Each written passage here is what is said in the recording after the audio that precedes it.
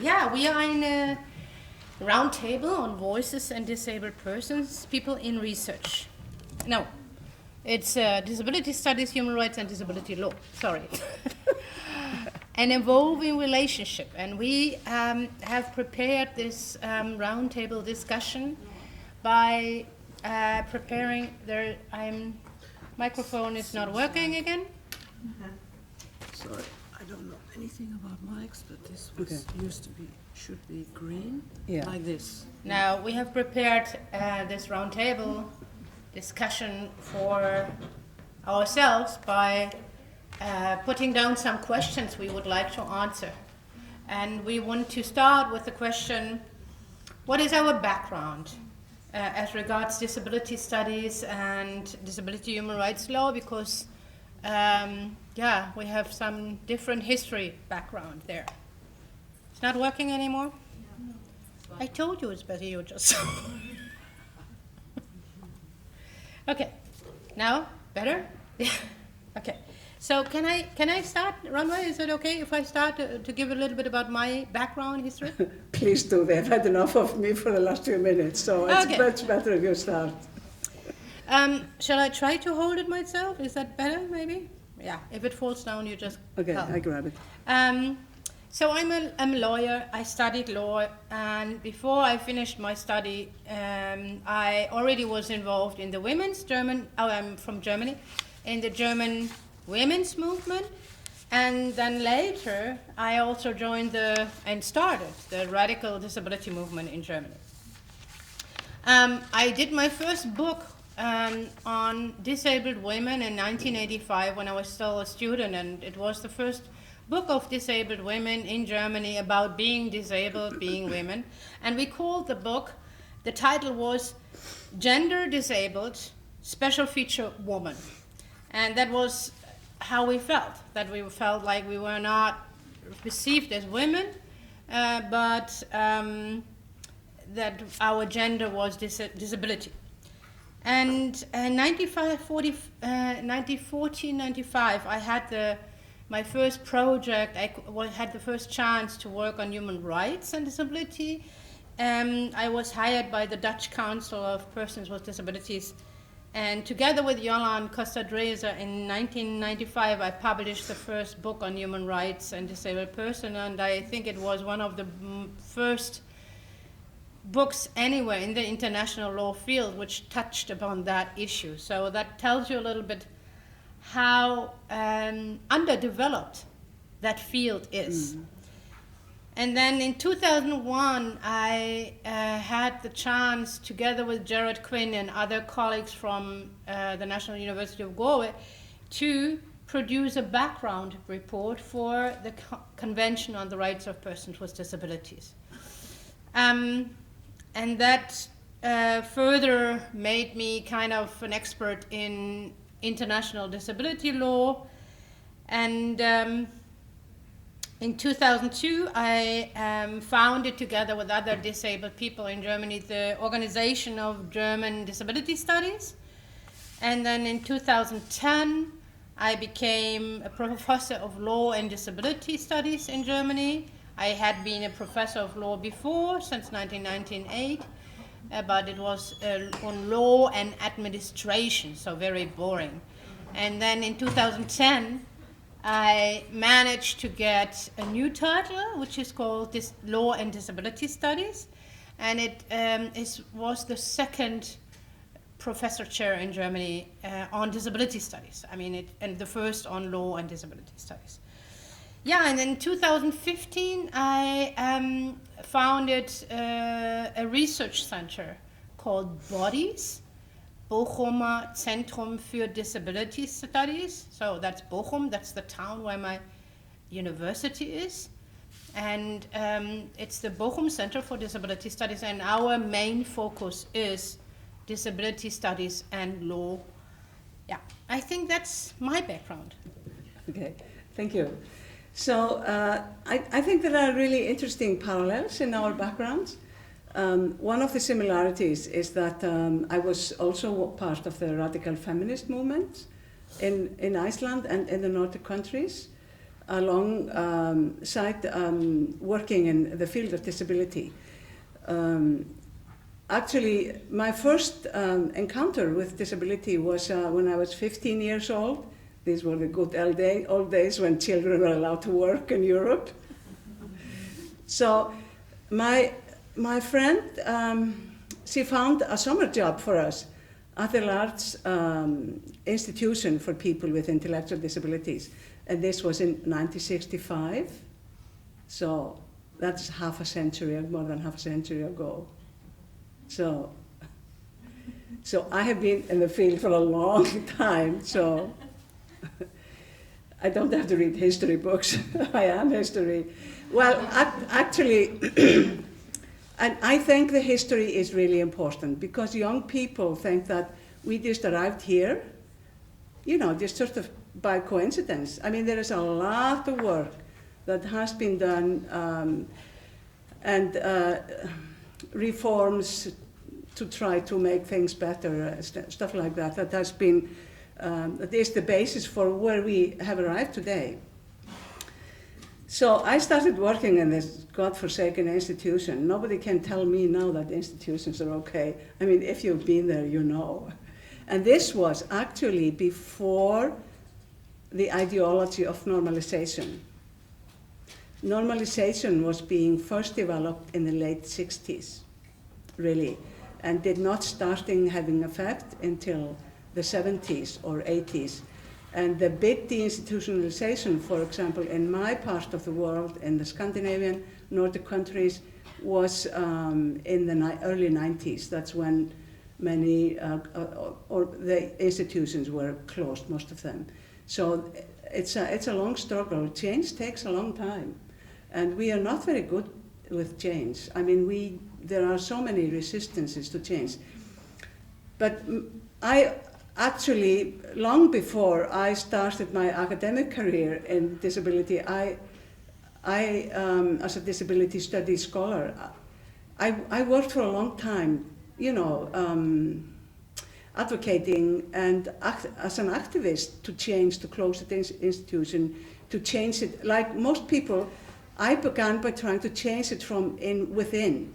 I mean, we thought that the institutions could be made better, really. And so the first wave of sort of institutional reform was trying to reform the institution. But it took us about a decade, then we learned that it can't be changed, it has to be closed.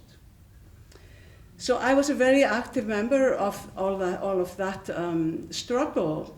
And I realized through that struggle that it is not enough to have a burning desire for justice. You have to, have authority. I was very young. I mean, I was a hippie. Who was going to listen to me? So I had huge red hair or bracelet. It's just like I'm like a stereotype of a hippie. I look at old pictures of me and think, oh my God, who is this person? So I realized that you needed more than just being angry and want justice and improvement. You had to have knowledge and authority and allies and things like that. So I went back to school and I went back to the University of Iceland. No one was teaching anything about disability except in the medical school, perhaps. So I took all the women's studies I could because, remember, I was a feminist. And there was just two strains in my life, the feminist struggle and the disability struggle. And I had no idea how to combine those in those days. I hadn't read anything so I was one of the first people internationally, just like Theresia, to write about and try to combine gender and disability. So I co-edited the first international book about women with intellectual disabilities called Finding a Place in the World. I co-edited with Kelly Johnson from Australia. So it wasn't until the mid-'80s that I landed in Syracuse to study, and it took me a long, long time to find a place that taught disability in the way I wanted to approach it. there were no disability studies courses. There were public administration, special education, rehabilitation. I wanted none of this. So I finally found this one program at Syracuse University in the US that taught disability studies the way I wanted to approach it. It's the social understanding of the situation of disabled people in the world. And so I went there, and that was my introduction to disability studies. They taught disability studies before it was named. It was called sort of policy something, I can't remember. But so later it became disability studies, and it was one of the first disability studies programs in the world. And I feel so fortunate to have landed there and work with some of the pioneers in disability studies and the deinstitutionalization movement in the US. So I was there for 6 years, and what I also learned there was that academics can also be activists and do, and you should do research that's for people, not just about them. So it was really, so that's how I came to disability studies. Then I went back to Iceland in '92 and started teaching disability studies. I was given some courses about special education. I just taught disability studies. So. I mean, yeah, the students really liked it. So I can imagine. Yeah, I mean, actually, one of my closest colleagues now at the university, which is a professor of disability studies now, she took the first course I taught on special education for people with intellectual disabilities, which was not about that at all. So she took the course, and we worked together really since. Okay, so another part of that I think has been important part of my approach to disability is that I have worked with quite a few marginalized groups, and it really helps you understand that it's not the impairment, it's not the color of your skin, it's not your sexual orientation that's the issue. It's how society tries to exclude those that are seen to be different or deviant or whatever. And that has been really helpful to sort of keep a bigger picture. So I have taught and studied like multiculturalism, queer studies. Oh yeah, and I was the first person to have to chair the gender studies at the University of Iceland. Mm-hmm. So I've mingled in a lot of marginalized groups as an activist and as a scholar. We managed to establish a disability studies program at the University of Iceland in 2004, and it's still going. It has MA and PhD studies, and we started the Center for Disability Studies in 2006. And so I would say that we are a pretty strong disability, cluster there. So that's, I think, me. I forgot an important radical part of my history. And I think that is, we both talk about these radical parts because we later on will talk about human rights and disability studies rooted in oppression theories, right? Yeah. Okay. The other what I missed to tell you is that I was institutionalized as a child because I did not accept prostheses.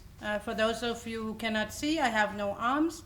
I was born without arms, and from very early on, everyone wanted to give me artificial arms, and I didn't want them because I never missed anything. I can do everything with my feet, and so because I was very stubborn as a child and very angry, my mother said, she has 6 children, and she said, I never have seen such an angry child as you. And so they put me in an institution so that they had more power over me. It was the darkest darkest time in my life. It was terrible, and I got out not wearing prostheses. And I remember very well that I said, if I ever have to wear prostheses again in my life, I'd rather kill myself. And so I was having this experience of forced treatment, institutionalization, having people tell me that I was wrong the way I was, while I was feeling okay the way I was. And that, I think, gave me the impetus to become a fighter. And that, I think it's now clear why we ran into human rights and disability studies, because that's what disability studies and human rights law is all about. Human rights law, as I understand it, is always the result of a collective struggle, of a social movement, of people who understood collectively that what was done to them in history or now was wrong and it was a human rights violation. And that's how the main treaties we have now, the United Nations human rights treaties on civil and political rights, against racial discrimination, women's rights, children's rights, migrants, Convention Against Torture, that's all rooted in social movements of people who understood what happened was wrong. It was an abuse of freedom rights or equality rights, and I think that's what is the root of disability human rights law.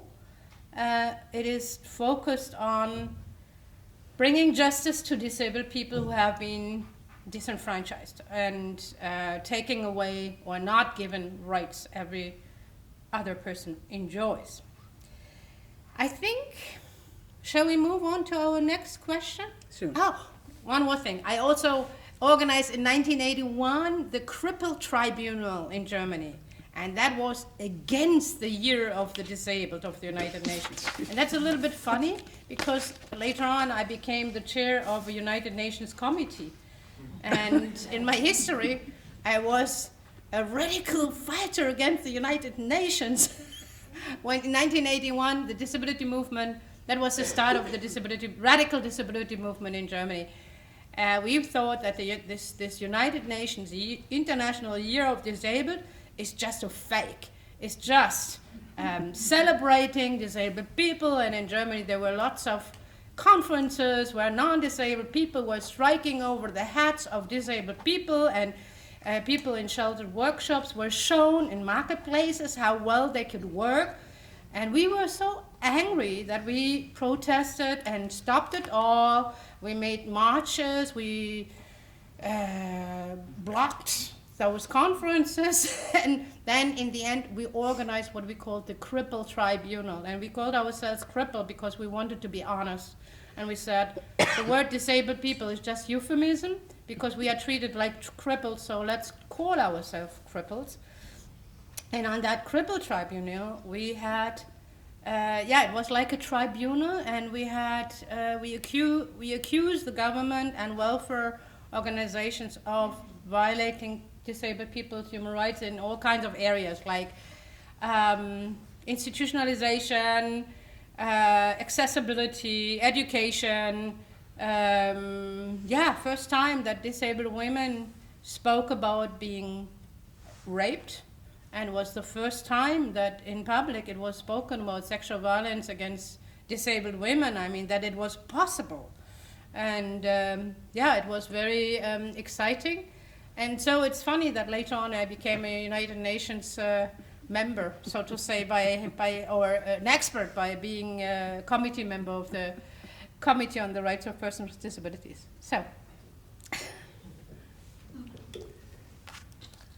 So the next question is from you to me.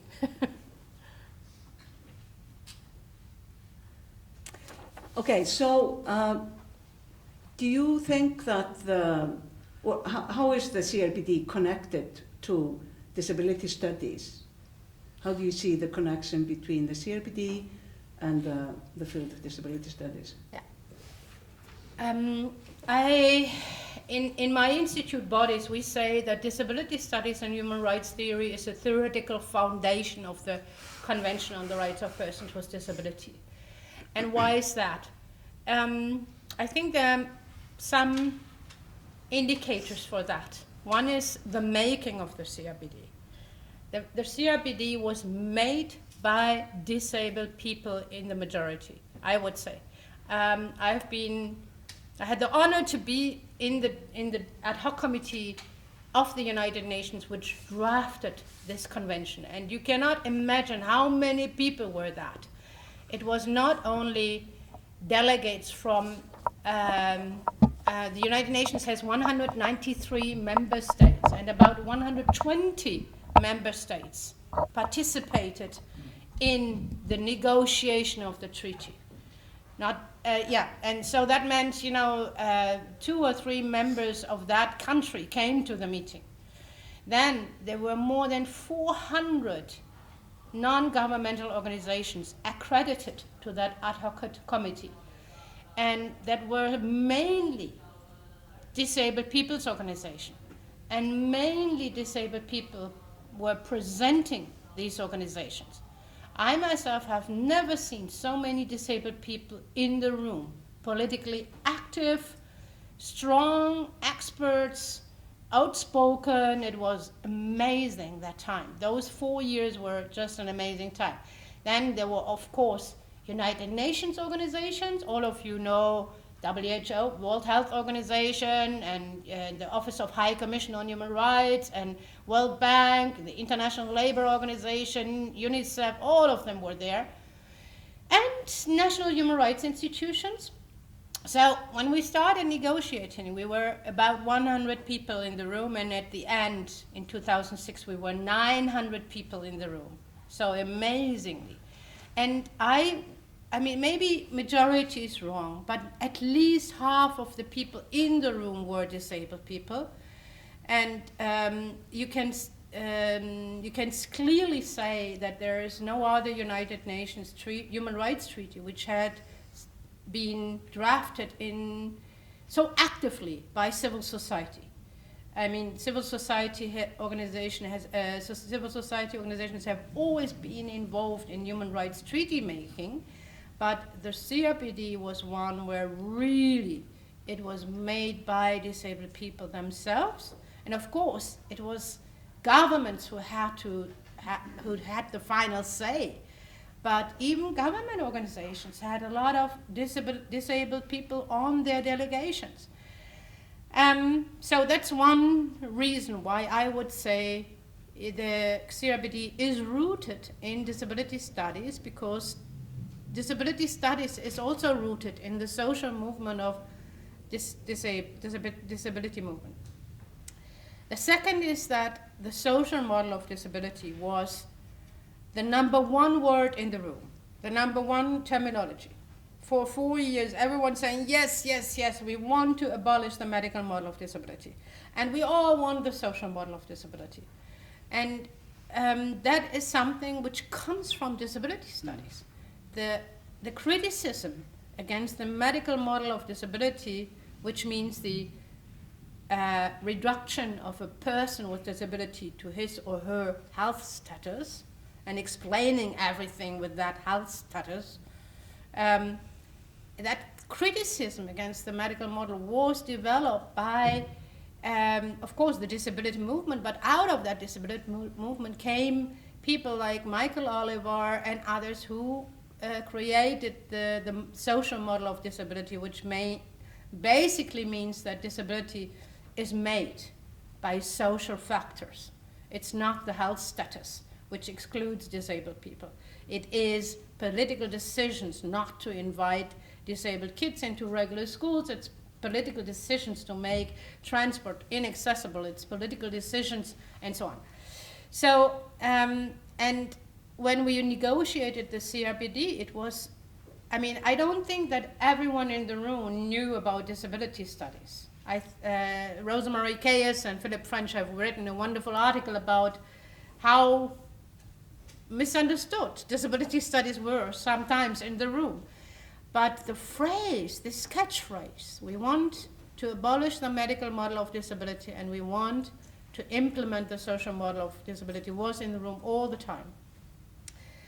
And the third argument I have why I think the CRPD is rooted in disability studies is if you look at the language.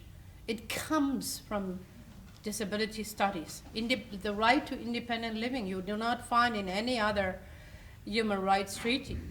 It was difficult to get Article 19 passed because there was another promise in the room when we started. The promise was, we do not invent new human rights for two reasons. One was no special rights for disabled people. We want the same rights as all the other human beings. Second, more political. No more human rights.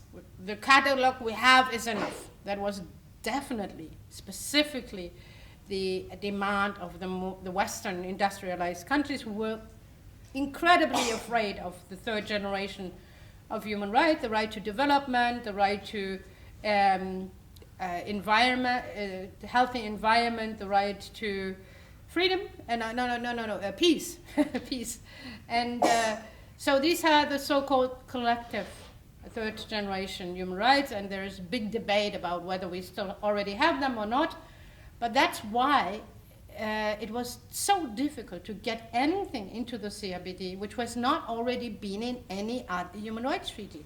And of course, the main mother human rights treaties are three documents. It's the Universal Declaration of Human Rights of 1948. It's the Convention on Civil and Political Rights of 1966, and the Convention of Economic, Social, and Cultural Rights of 1966. So those three documents are what we call the Charter of Human Rights, the International Charter of Human Rights, and any right we wanted to put into the CRPD had to be rooted there. So when we drafted Article 19, we discussed a lot that it is not a new human rights, it's based on the freedom of movement, it's based on decent standard of living, and so on. But the language, independent living, comes from the independent living movement, and I think you know much more about that. So I'm not sure. Actually, you were one of the first people to study the independent living movement. That's right. Yeah, so I'm well informed about her research. Is this on? So then, No? shall I ask you the next question? It's on now. Okay. Okay, can I just say something about disability studies and then CRPD? Yeah. Well, when I started, as an academic in disability studies, or trying to understand disability from a different point of view, I was sort of very much a child of my time, as you could say, because simultaneously, all around the world, people were criticizing how disabled people were seen and understood.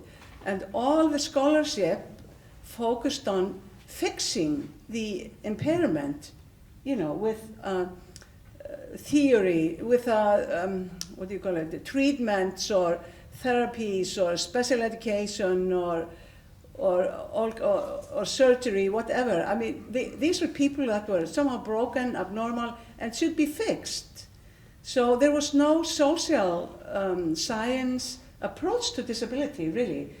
And somehow around the globe, or at least the western part, people started to question this and to question how we treated disabled people, locked them up in institutions. And so this social approach, social cultural approach to disability developed simultaneously or at similar time in the 80s and the 90s in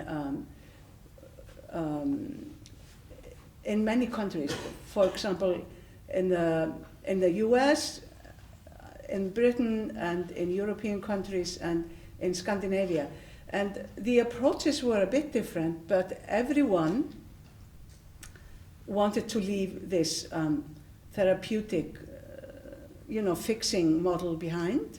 This charity was also really prominent that we didn't want, and there were really strong people from within the disabled people's movement that had great influence on just developing a new understanding of disability. Because disability studies, I mean, it is not new to study disability, but it is new, the kind of approach is used within disability studies. It is social, cultural understanding. And disability studies is a part of like a family of interdisciplinary fields. Like it's the same kind of studies as gender studies, African American studies, or queer studies. It's the same kind of interdisciplinary approach, which sort of opens up a totally new understanding of disabled people as a part of the culture, as a part of social life, as being, integrated and... Keep talking. And,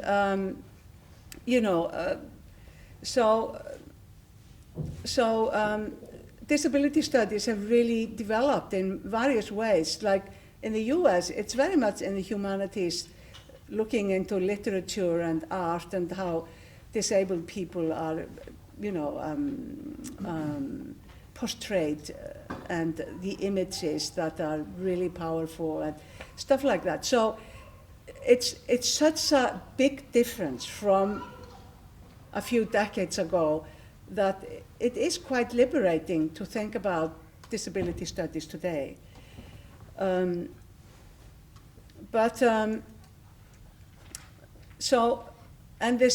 This view that disabled people are, it's the environment and it's the prejudice, not just stairs and the physical environment, but also the prejudice and stereotypes that are the barriers, that is the problem, not the impairment. So all of these social approaches came to this sort of same understanding about how, people of course have impairments that has to be focused on and dealt with, but that it's how it relates to the environment that creates the problem. So it's this sort of relational understanding, social understanding, that made it possible, I think, I agree that is the theoretical basis for the CRPD, really. But what if does the CRPD add anything to this social understanding? Does disability studies end anything? No, so we have disability studies that form the basis for, that's a theoretical basis or foundation. But does the CRPD, what does the CRPD then add to it? Okay. Yeah. I think that what the CRPD adds to disability studies is the focus on rights. Mm-hmm. And disability studies also, the social model movement, let's say, has been always focused on the rights. We all know that the social model of disability is associated with the rights approach to disability instead of charity approach. And so the Convention on the Rights of Persons with Disabilities, of course, is all about rights, and rights as a tool for transforming society. That is the basic idea of human rights law, that we want to have a moral and ethical compass of what is a good life and how do we get there. And that's what human rights are for. It also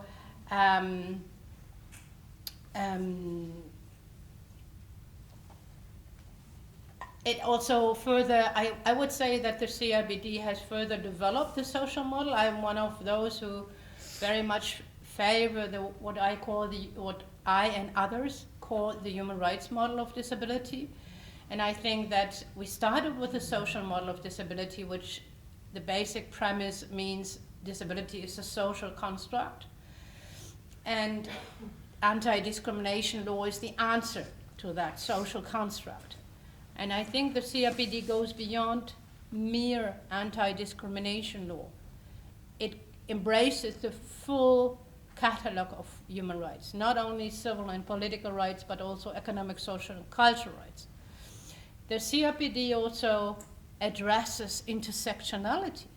I mean, for a long time, the social model of disability very much focused on the experience of physically disabled men. And then when feminist disabled came in and said, we need to redefine the social model and include the experiences of disabled women, that was also further development of the social model. But I think in the CRPD, at least to some extent, you find aspects of how to tackle intersectional discrimination, is at least with respect to gender and disability, and the committee has expanded that in its general comment number 3 on Article 6 to other categories as well. I also think that the CRPD creates the human rights model of disability because, for instance, the development notion is a very important notion in that human rights treaty, which is also new for human rights treaty. Usually you had in the United Nations a divide between human rights law and then development policy. Yeah? One was in one basket and the other was in the other basket. And yes, of course, there are human rights treaties where we have some norms tackling poverty and tackling and addressing development. But I think if you look at the CRPD, especially Article 32, you find a compass of change, a roadmap on how to tackle poverty when it comes to disabled people. I also think that the human rights model improves the social model of disability because in the CRPD you find a clear statement that all kinds of disabilities are covered, and there is no such a thing as not fit enough for human rights, and especially persons with multiple disabilities, with intellectual disability, people who are institutionalized, they are the ones who experience the most serious human rights violations when it comes to human rights violations and disability.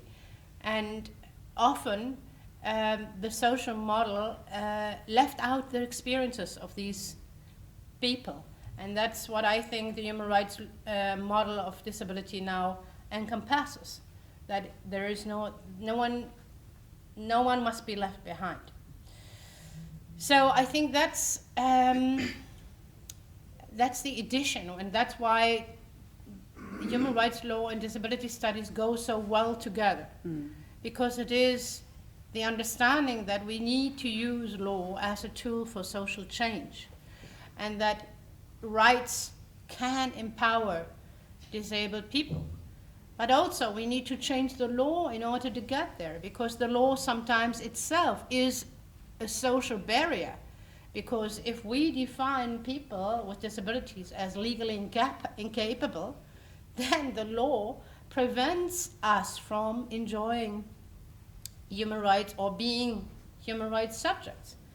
And so I think that's what why disability studies is so important for lawyers, because lawyers often think, well, the law is very clear.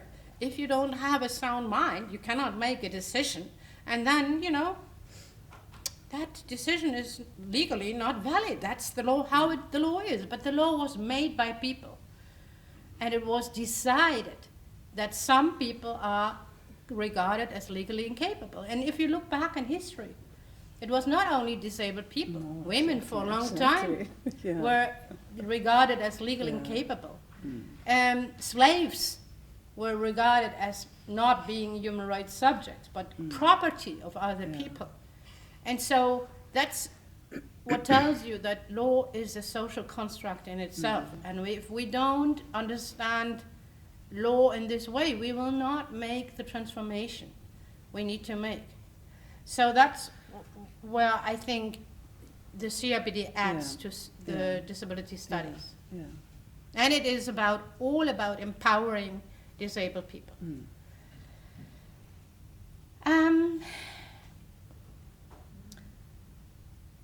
Do you think that the disability studies community has embraced human rights law? Well, do we have a problem here? I think it's on. No, I don't think it's Batteries are working. dying on this. Yeah. I'm You changing can it. hear me anyway, can't you?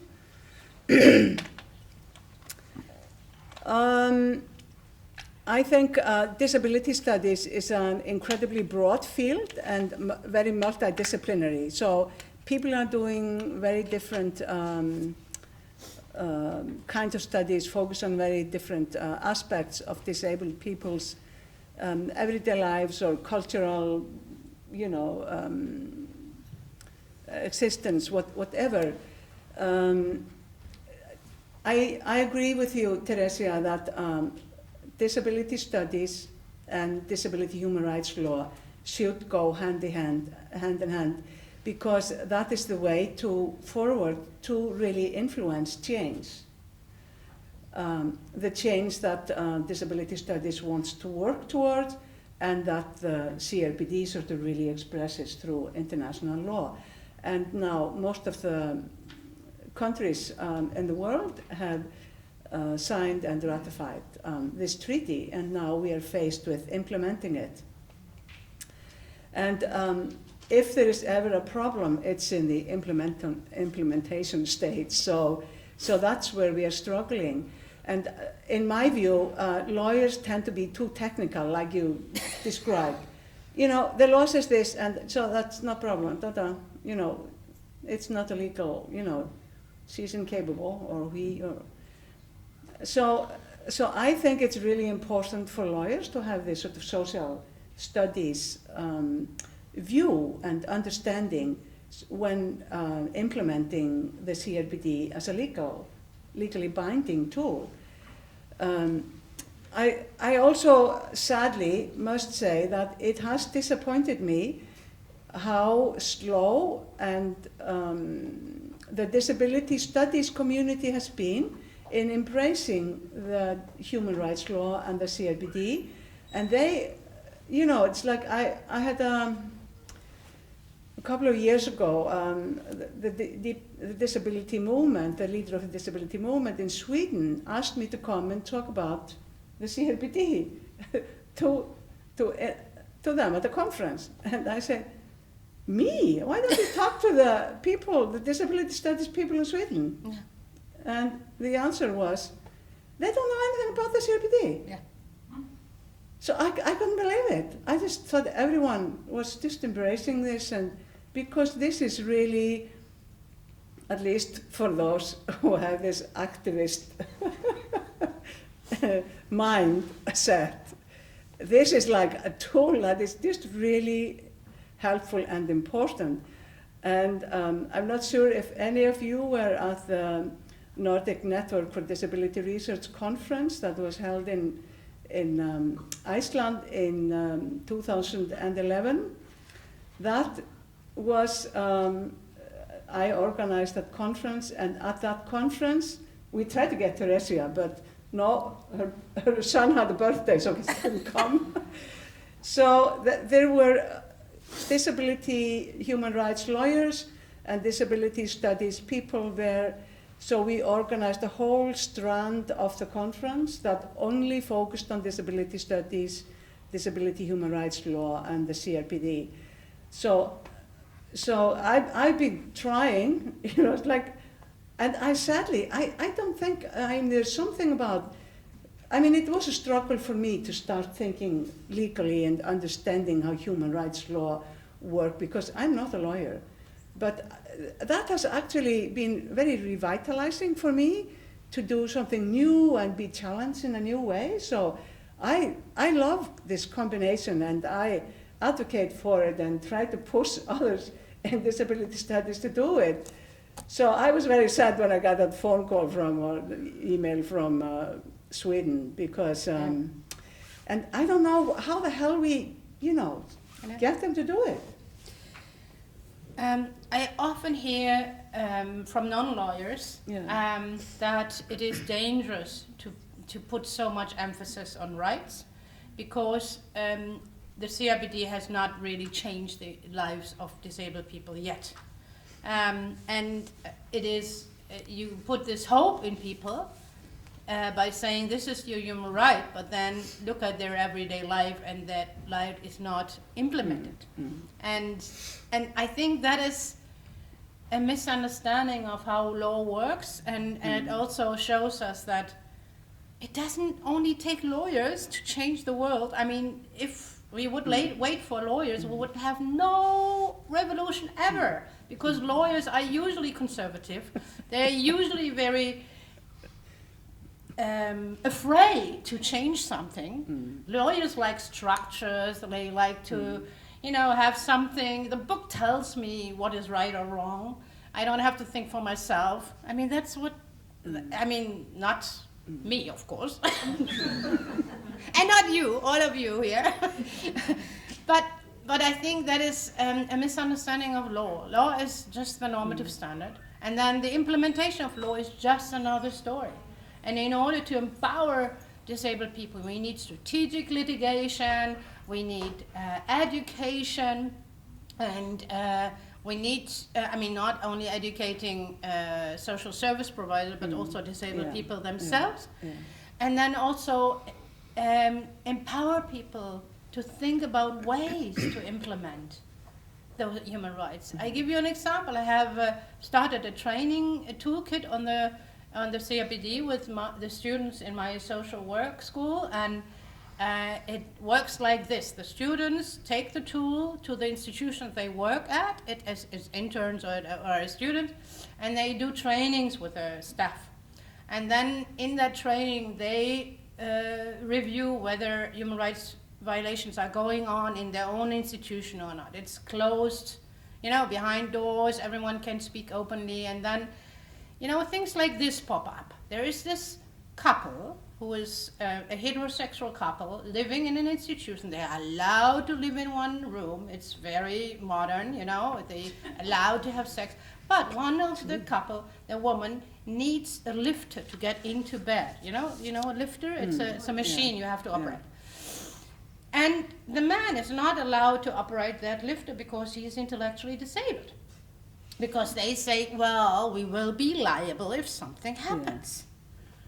Well, then, because of that toolkit, they started to think about that it is a human rights violation, because every time that couple wants to be intimate, they have to go to the service provider and say, can we now go to bed together, please? And would you please? I mean, how unromantic is that? I mean, and how oppressive is that? Yeah, it's terrible. And would any non-disabled couple take such a condition? So the staff in an institution, the institution itself is a human rights violation, yes, but still it's better than that they start to think about what's going on in our own institution. They said it is a human rights violation, and we need to find a way. And then they they called in a lawyer, and they talked about liability issues. And I was one of the lawyers they called in, and I said, liability law can never outlaw human rights law. You need to balance here. And if you will be held liable, you will go to court and tell the judge that it is the right to be intimate as a couple, and you needed to provide those space for the realization of human rights. So they were enabled to put law into practice, and I think that is very important. I mean, sometimes you need lawyer for that, but it needs to be the people to do it. Okay, so I just want to add about who has embraced the CRPD. The disabled people's movement has really embraced it. So I think it has been incredibly important for the disability movement, and I see more and more strategic litigation and disabled people's movements and individual disabled people focusing on, just if they run into issues, they can go. Not everyone can go to court, but it has really changed the way people think about disabled people's rights, and especially the disability movement has been really empowered by the CRPD, not less than they were empowered by the social understanding of disability and social approaches. So we could go on, but we will open this to the public, to you guys. So please, comments or questions, or do they need to use the microphone, or do they stand up, and how do we do this?